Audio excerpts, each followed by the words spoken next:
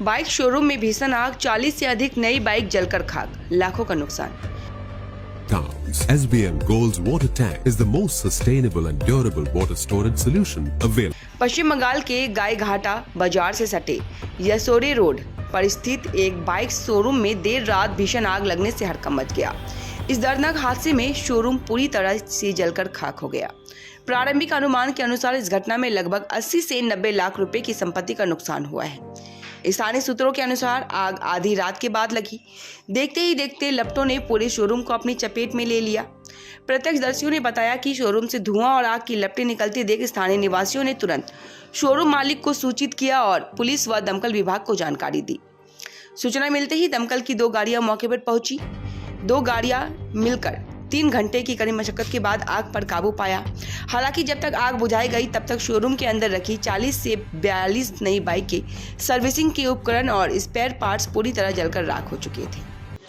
हमारे फोन করেছে রাত তখন মানে 2:30-3টে বাজে হতো, দুটোর পরে হয়তো ফোন করেছে। কিভাবে আগুন লেগেছে জানতে পেরেছেন? না সেটা জানা যায়নি। এবার এলাকার লোক এখান থেকে একটা ফোন আসছে আমার রাত্রেবেলা, তখন আমি বাড়ির থেকে এসে দেখি যে আগুন ধাও ধাও করে লেগে গেছে। আপনার কারো প্রতি সন্দেহ হয় যে মানে শত্রুবশত যে আগুন লাগিয়েছে?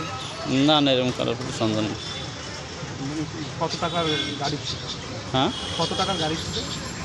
গাড়ি কত টাকা বলতে গাড়ি তোমার প্রায় 35-40 পিস মতো গাড়ি ছিল। কত টাকা তারপরে ক্ষয়ক্ষতি? 2-4-10 ক্ষয়ক্ষতি বলতে আমার ওই গ্যারেজ ছিল, সার্ভিস সেন্টার ছিল, আর হাওয়ার মেশিন টেশিন ছিল, পার্টস ছিল।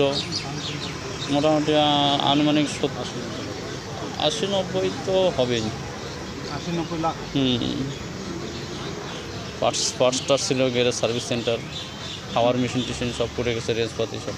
নিচে সার্ভিসের গাড়িগুলো ছিল, আবার কাস্টমারের গাড়ি ছিল, অ্যাক্সিডেন্টের গাড়ি ছিল। এখানে 3টের সময় আমি যখন ঘুমতে উঠি তখন দেখলাম এখানে আগুন জ্বলছে খুব। তো আমি মানে আমার মতন আমি যতটা চেষ্টা করেছি, মামাকে ফোন করলাম, ফোন করে যতটা চেষ্টা করেছি গাড়ি ঠাড়ি বের করলাম। আরও 3-4 জনের সাহায্য নিলাম, নিয়ে যতটা চেষ্টা করলাম আমি বা গাড়ি ঠাড়ি বের করলাম। আরও এবারে থানায় ফোন করলাম, থানার থেকে কোনো পারমিশন নিল না। ওরা নিজের মতন দাঁড়ায় এসে কথাবার্তা বলছে। আমি বললাম যে স্যার এখানে একটা ফায়ার ব্রিগেড ফোন করুন। ওরা কোনো অপশান দিচ্ছে না যে হ্যাঁ ফোন করছি বা কোনো কিছু, কোনো একটা না, কোনো হ্যাঁ, কোনো একটা বিষয় নিয়ে ফোন কোনো কথা বলছে না। এবার আমি বনগাঁ থানায় ফোন করলাম যে স্যার এরকম বিষয় হয়েছে এখানে। বনগাঁ থানাতে ফোন করলো যে ঠিক আছে 10 মিনিট ওয়েট করুন, গাড়ি ঢুকে যাবে। তো আমি মামাকে ফোন করলাম, তারপরে এসে আমরা 4-5 জন মিলে আমরা গাড়ি ঠাড়ি বের করলাম। করার পর তারপরে জিনিসপত্র যা ঘরে ছিল আমরা বের করলাম, আমরা আমাদের মতন চেষ্টা করলাম।